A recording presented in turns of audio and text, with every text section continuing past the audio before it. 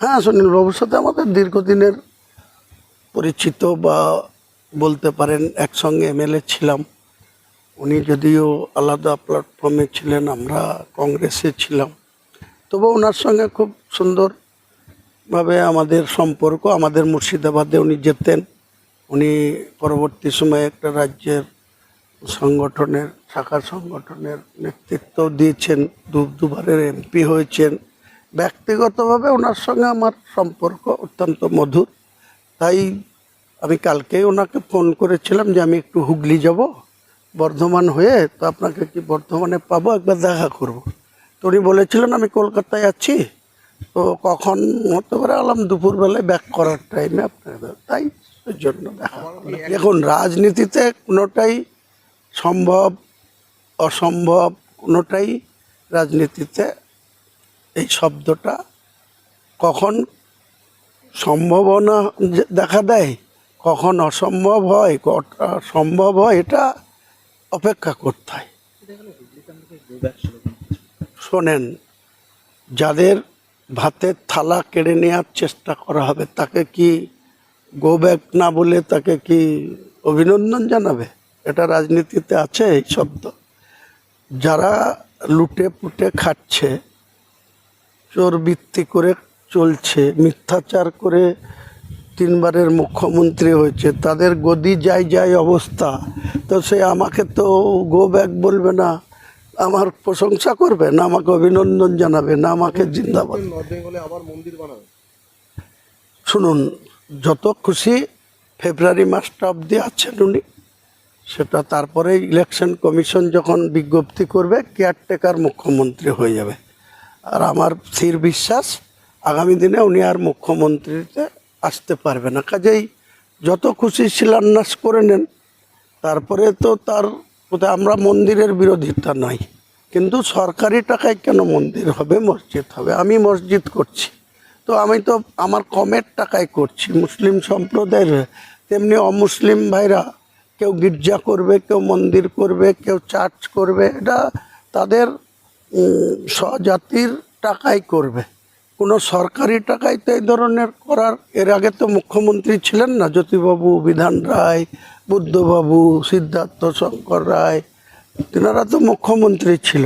এরকম দৃষ্টান্ত আছে কি যে তেনারা মুখ্যমন্ত্রীর গদিতে বসে এইসব করে বেড়িয়েছে? অভিষেক ব্যানার্জি বলছেন যে বাবরি মসজিদ এখনো হয়নি, আপনারা বলছেন মসজিদ হয়েছে, মসজিদ এখনো হয়নি, উনি ঘোষণা করেন মসজিদ এখন হবে। তো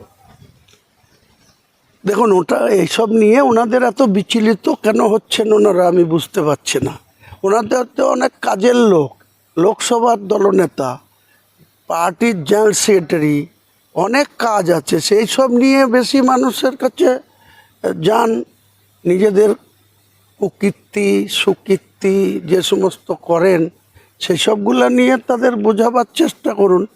আমি কি করলাম, আমার মতো একটা নগণ্য ব্যক্তি আমি কি করলাম না করলাম তা নিয়ে এনাদের এত মাথা ব্যথা কেন হচ্ছে, আমি সেটা বুঝতে পারছি না। তার মানে আমি মনে করি আমি সঠিক জায়গায় আছি। দেখুন, এসআইআর নিয়ে আমি একটি শব্দও খরচ করতে রাজি নই। এসআইআর ইলেকশন কমিশনের নিজস্ব এটা মরাল ডিউটি, যে স্বচ্ছ ভোটার তালিকা রাখা। সেখানে যদি কারো ভুয়ো ভোটার নাম থাকে, কেউ যদি ডেথ লোকের নাম থাকে, কারো যদি একই ব্যক্তির দু জায়গায় নাম থাকে, এটা বাদ যাবে। এর জন্য কার কী অসুবিধা? কোনো অসুবিধা হওয়ার কথা না। অত্যন্ত নক্কারজনক ভূমিকা। এনারা অনেক বড় বড় কথা বলেন। আমাদের অমিত শাহজি ভারতবর্ষের স্বরাষ্ট্রমন্ত্রী হয়েছেন, তিনি বলছেন সিবিআই বা ইডি বা যার যার দপ্তরের কাজ তারা তাদের মতো করে করবে, আমরা কাউকে প্রভাবিত করি না। সেটা যদি ঠিক হয়, তাহলে কোন স্বার্থে আজকে কত পার্সেন্ট তাদের সাকসেস এসছে বলুন তো? এই যে তাবড় নেতা, তাদেরকে রাজ্যের দুজন মন্ত্রী, কেউ বিধায়ক, প্রাইমারি কাউন্সিলের চেয়ারম্যান, কেউ 3 বছর, কেউ 2 বছর, আমাদের অনুব্রত বাবু তিহার জেলে 2 বছর, এই যে এখনও তো আন্ডার ট্রায়ালে আছে, তাদের তো ক্লিন চিট দেয়নি জুডিশিয়াল। তাহলে তাদের যে অ্যারেস্ট করা হলো, লকআপে রাখা হলো, তো এতদিন লাগছে। এই যে এত কিছু ঘটছে, 22 জুলাই 2022 পার্থবাবুকে অ্যারেস্ট করা হয়েছিল। অর্পিতা নামক যে ব্যক্তি, তার কাছে 50 কোটি পাওয়া গিয়েছিল, আরও অনেক কিছু পাওয়া গিয়েছিল। তো যাদের যাদের বিরুদ্ধে এত পদক্ষেপ করলো, তা আপনি দেখুন তো, যে এদের সঙ্গে কোনো আন্ডারগ্রাউন্ডে এরা আমাকে বলছে আজকে যে আমি নাকি বিজেপির দালাল।